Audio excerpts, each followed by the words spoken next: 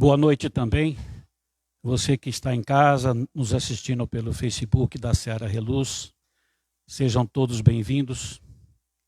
Meu nome é Rubens e estarei com vocês nos próximos 25, no máximo 30 minutos. Muito bem. Nas minhas considerações iniciais, eu queria já de antemão dizer que não tenho intenção de chocar nenhuma opinião com relação a religiões. São considerações em caráter pessoal que visa ressaltar a importância de estarmos unidos em prece. Jamais de confrontar qualquer tipo de crença religiosa. Muito bem. Quando fui convidado para fazer o evangelho desta noite, me recolhi pedindo ajuda do meu mentor, pedindo ajuda dos espíritos de luz. E eles me levaram para uma viagem. Retornaram quando eu tinha 10 anos de idade. Isso me levou a certas recordações e a certas reflexões. E agora eu vou convidar vocês para fazer a viagem de volta, né? Dos meus 10 aninhos até os dias de hoje. Muito bem.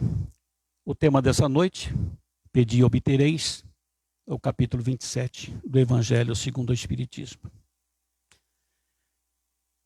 Eu, com a idade de 10 anos, garoto, filho de uma família extremamente católica,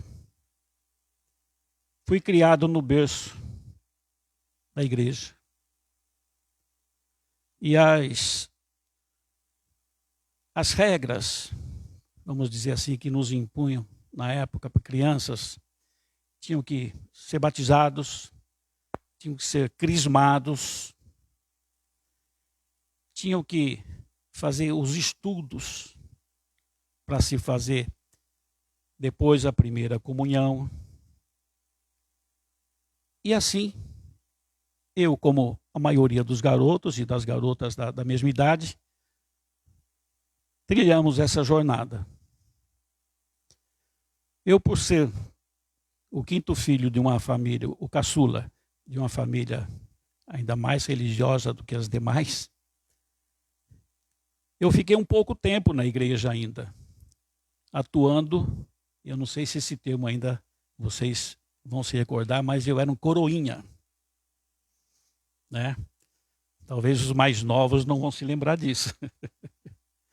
E qual era a função do coroinha? Auxiliar os padres, auxiliar nas missas, preparando a igreja, preparando o altar. E também, aos sábados, como era de costume na época, os padres faziam os plantões para que os religiosos e as religiosas viessem até a igreja confessar os pecados da semana ou do mês, de acordo com a consciência mandava, né? Porque sem confessar não poderiam fazer a comunhão, a hóstia no domingo. E esse foi um dos pontos que iniciou a minha vida.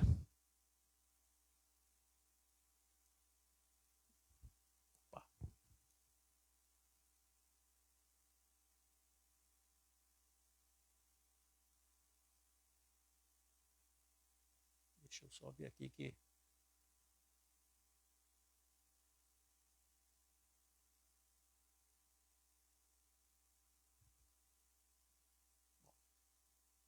Vamos. E o que era essa confissão? Nós chegávamos até a igreja, onde tinha lá um padre à nossa disposição, e ali nós confessávamos o que tinha ocorrido durante a nossa semana, o que achávamos que era pecado e que não era, o que precisava do perdão ou não.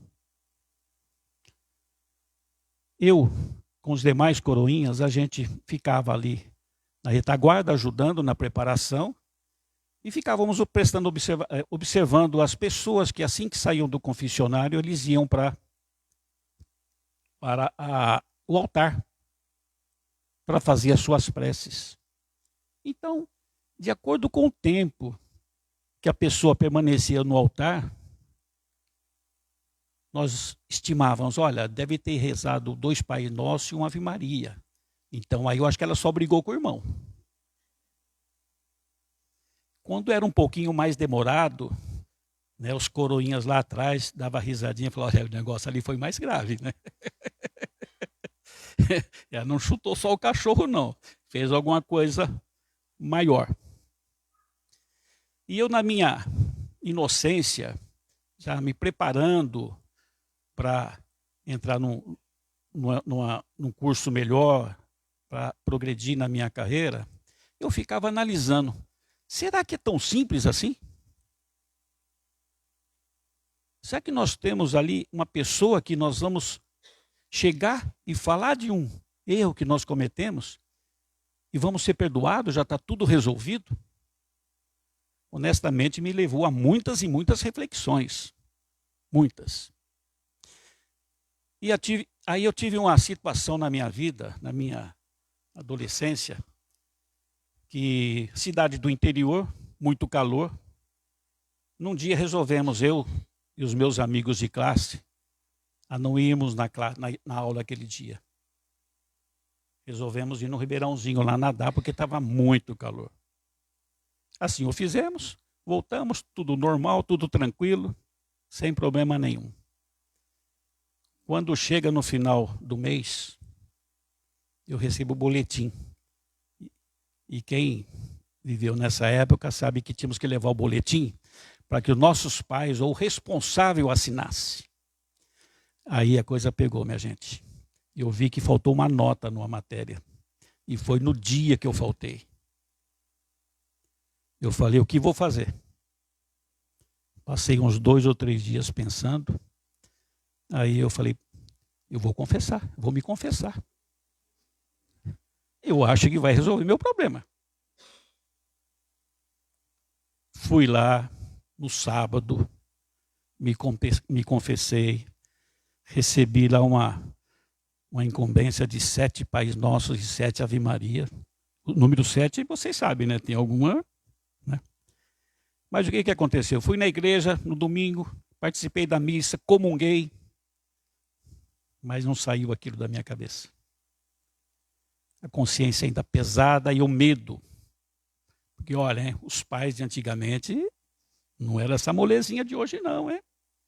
Vocês sabem disso. Resumindo,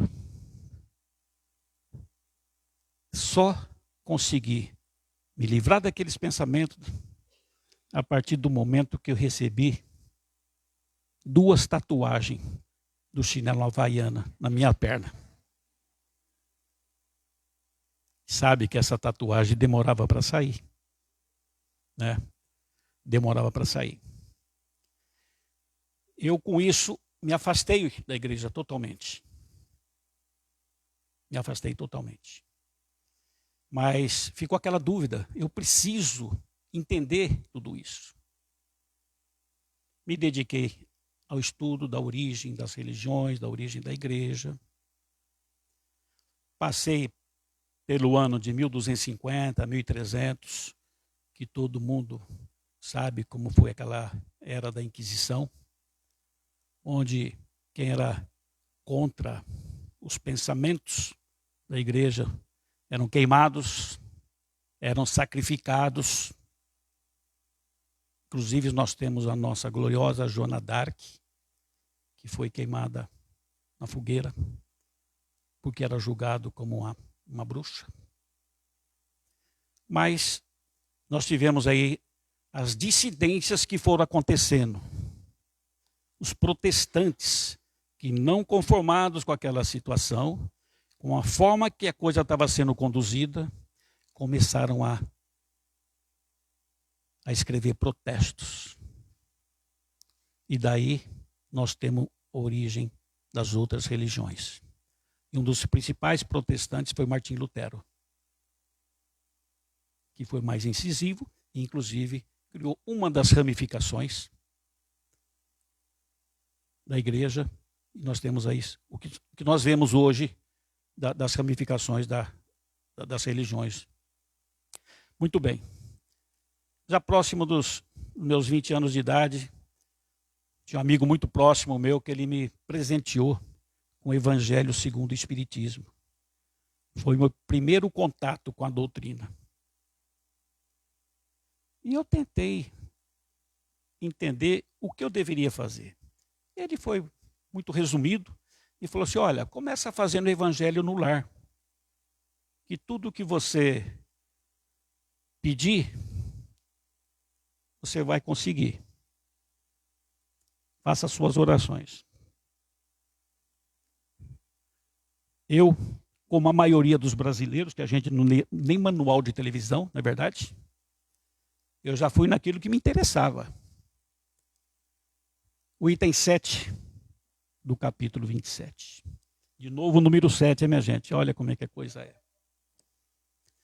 Aquilo que pedirdes pela prece vos será dado, que basta pedir para obter. Eu falei moleza, né? Pessoal, eu pedi muito dinheiro. Sabe o que aconteceu? Nada. Pedi carrão, jovem, de 20 anos de idade. O que aconteceu? Nada. Eu esperei um pouco mais. Falei, de repente, Deus demora um pouco, né? Passado uns 2 meses, encontrei com esse meu amigo. Falei, olha, o que você passou para mim lá não está funcionando. Ele falou, como é que é? Eu falei, não, eu estou fazendo o evangelho, escolhi todos os dias, lá, às quintas-feiras, às 8 da noite, mas não está acontecendo. Ele falou, mas só isso, só. Aí ele falou para mim, Rubens, eu tenho uma academia e você está parecendo um aluno meu lá. Ele queria perder uns quilinhos e foi lá e fez matrícula. Depois de 3 meses, ele ligou para mim e falou, olha, faz 3 meses que eu estou pagando e não consigo perder nem 1 quilo.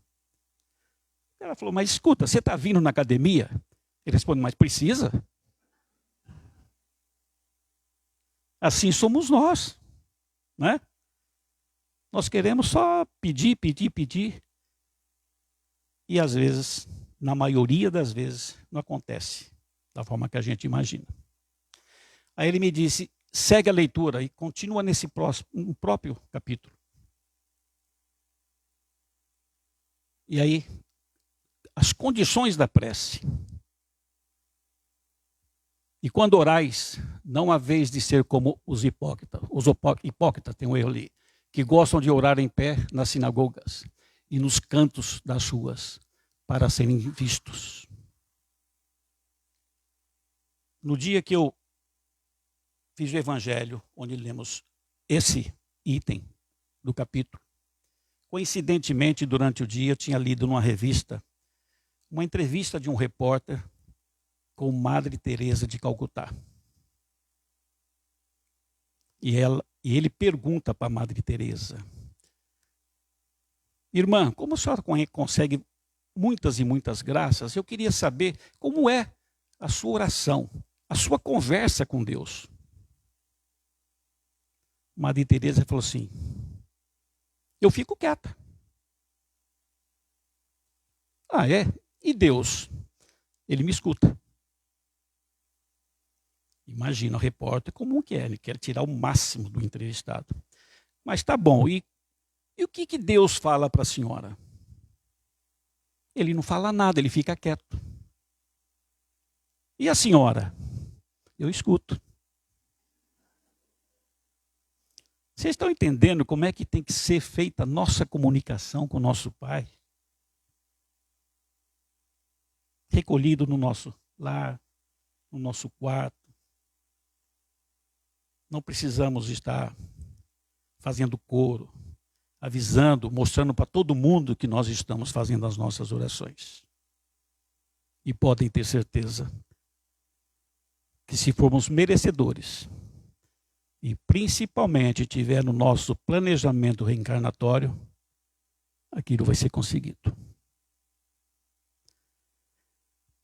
A partir dessa etapa, onde me chegaram todas essas informações da doutrina, eu comecei a entender que Deus, assim como Jesus no Evangelho,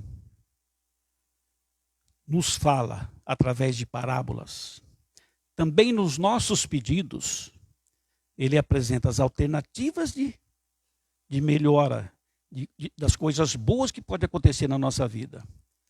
Mas nós precisamos interpretar aquilo que Ele está querendo nos passar de mensagem. E aí, eu pedi sucesso e qualidade de vida a Deus.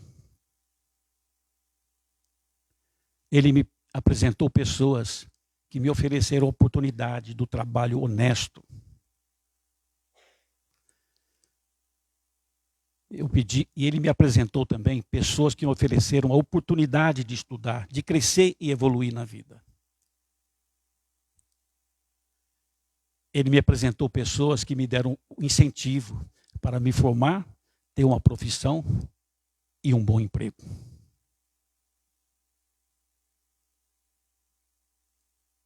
Eu pedi saúde a Deus. Ele me apresentou pessoas que ensinaram uma boa alimentação. Ele apresentou pessoas que me ensinaram a cuidar do corpo físico e mental. E me apresentou pessoas que me ensinaram a fazer os exames preventivos no médico da matéria.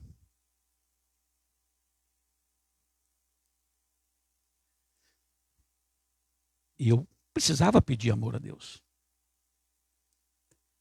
Ele me apresentou pessoas que deram a oportunidade de ter família, amigos e religião. E a base da família. E me apresentou pessoas que ensinaram a amar o próximo através da caridade e do perdão.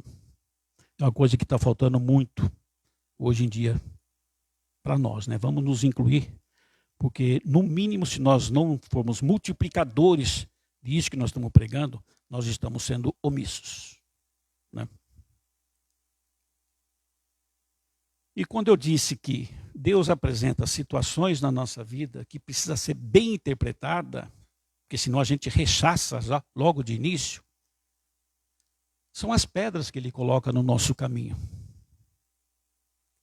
Que elas precisam ser lapidadas para que chegamos ao diamante, a um brilhante que está dentro dela. Isso são os nossos filhos. Nós temos um compromisso com os nossos filhos. Nós recebemos uma pedra bruta que precisa ser criada, orientada, educada para se tornar uma pessoa de bem. Então nós precisamos entender as mensagens de Cristo. Mas normalmente a gente prefere a porta larga, né? Ah, não deu certo, vamos ter outro filho. Não deu certo o casamento, vamos ter outro casamento.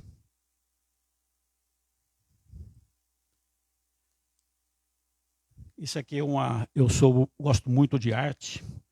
E essa é uma passagem na vida também de Michelangelo que me marcou muito. Leonardo da Vinci, todo mundo conhece também, sabe da criatura que é. Uma vez ele perguntou para Michelangelo como ele conseguiu esculpir com perfeição os 5 metros e 17 centímetros do monumental Davi. Essa é a estátua de Davi. Olha o que Michelangelo respondeu. O monumento já estava ali dentro. Eu só tirei o excesso. É o que nós precisamos fazer. Primeiro com nós mesmos. Nos lapidarmos. E dentro de nós também tem um diamante. E depois pensarmos em quem está do nosso lado. Nossos filhos, nossos netos. Nossa esposa, nosso esposo, nossos pais, nossa mãe. Porque tudo isso é crescimento. Por isso que é importante sabermos o que fazer dos ensinamentos de Cristo. E nesse mesmo capítulo, no item 8, diz: tomemos um exemplo. O homem se acha perdido no deserto, assede ou martiriza terrivelmente, desfalecido cai por terra, pede a Deus que o assista e espera. Nenhum anjo lhe virá dar de beber. Contudo, um bom espírito lhe sugere a ideia de levantar-se e tomar um dos caminhos que tem diante de si. Por um movimento maquinal, reunindo todas as forças que lhe restam, ele se ergue, caminha e descobre ao longe um regato. Vocês já pararam para pensar quantas vezes na nossa vida nós desistimos faltando meio centímetro para conseguir o nosso objetivo? Façam essa reflexão. Portanto, não podemos desistir tão fácil. Logicamente, sempre pedindo a ajuda do nosso Pai Maior, que oriente nossas decisões e os nossos pensamentos. Ele já tinha desistido. Mas veio um anjo, não pegou pela mão, não levou até o riacho. Falou: levanta e faça por esse caminho. E ele foi e conseguiu. Tem uma passagem também na vida de Jesus Cristo, que é a caminho de Jericó. Ele com seus seguidores, de repente avistaram ao longe 2 comerciantes. Os 2 com as suas carroças carregadas de mercadoria, encalhada no areião. Um desses comerciantes estava ajoelhado, com as mãos postas e com certeza pedindo a Deus. O outro estava com areia até o joelho, com os ombros empurrando a carroça e bradando com seus cavalos.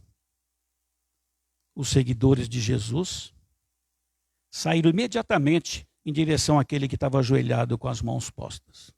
Jesus falou: alto lá. Esse está pedindo a Deus, mas não está fazendo nada para sair da situação. Dirijam-se ao outro. E assim foi feito. Essa é a mensagem da noite para nós. Faço a pergunta: como é que estão as nossas orações? Como é que estão os nossos pedidos ao nosso Pai Maior? E o que nós estamos fazendo para ajudá-lo a vencer esses obstáculos? Não quero a resposta. Eu acho que para muitos de vocês, a resposta está no Evangelho dessa noite. Vão para casa, reflitam e peça orientação à espiritualidade amiga, aos seus mentores, anjo da guarda, protetor, assim como se referirem ao seu protetor, né? Peça que oriente, que ajude a vencer mais essa etapa dessa nossa reencarnação. Porque quando voltarmos para o mundo espiritual, devemos voltar num degrau superior e assim caminhar a nossa jornada evolutiva. Essa é a mensagem dessa noite, meus irmãos. Então vamos fazer agora o nosso encerramento.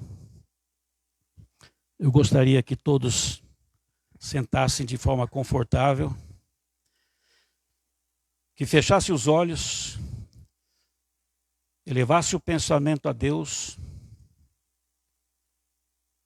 E eu peço que vamos fazer alguns segundos de vibrações para nossos irmãozinhos desencarnados no sul, para aqueles que estão hospitalizados, necessitando se recuperar, pelos nossos irmãos do Marrocos, que Deus, nosso Pai, os ilumine e consigam se recuperar dessa grande tragédia. e também vamos vibrar pela família.